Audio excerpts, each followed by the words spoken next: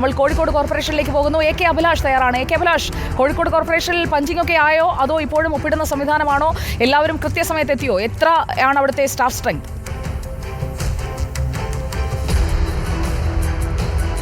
Sujaya, punching ആയിട്ടുണ്ട്. അല്പകാലങ്ങൾക്ക് മുമ്പാണ് ഇവിടെ പഞ്ചിങ് സിസ്റ്റം ഏർപ്പെടുത്തിയിരിക്കുന്നത്. അതിനുശേഷം ജീവനക്കാരൊക്കെ ഏതാണ്ട് കൃത്യസമയം പാലിക്കുന്നു എന്ന് തന്നെയാണ് ഇവിടെയുള്ള ആളുകൾ പറയുന്നത്. പക്ഷേ ഒരു പ്രധാനപ്പെട്ട കാര്യം എന്ന് പറയുന്നത് 80% ജീവനക്കാർ ഈ കൃത്യസമയം പാലിക്കുമ്പോൾ പോലും മറ്റു ചില ജീവനക്കാർ ഇപ്പോഴും വൈകിയാണ് വരുന്നത്.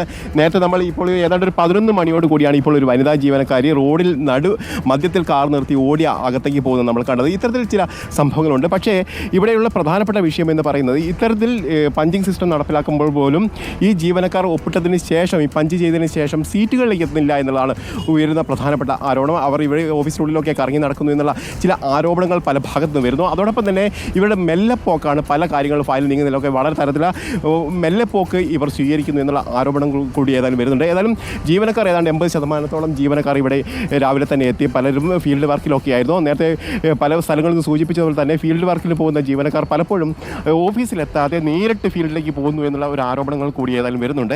ഏതായാലും ഇവിടെ 80%-ലേറെ ജീവനക്കാർ വരുന്നു. പ്രത്യേകിച്ച് സാഹിത്യ നഗരം പദവി ഈ നഗരത്തിന് കിട്ടിയതിന് പിന്നാലെ ഇതിൻ്റെ ഒഫീഷ്യൽ ട്രിപ്പിലാണ് മേയറും അതോടൊപ്പം തന്നെ സെക്രട്ടറി അടക്കമുള്ള ആളുകൾ. അവർ വിദേശത്താണെന്നാണ് നമുക്ക് മനസ്സിലാക്കാൻ കഴിയുന്നത്. ഏതായാലും മെല്ലെപ്പോക്കാണ് ഈ കോഴിക്കോട് കോർപ്പറേഷൻ സംബന്ധിച്ചുള്ള ഒരു പ്രധാനപ്പെട്ട പ്രശ്നം എന്ന് വേണം പറയാൻ.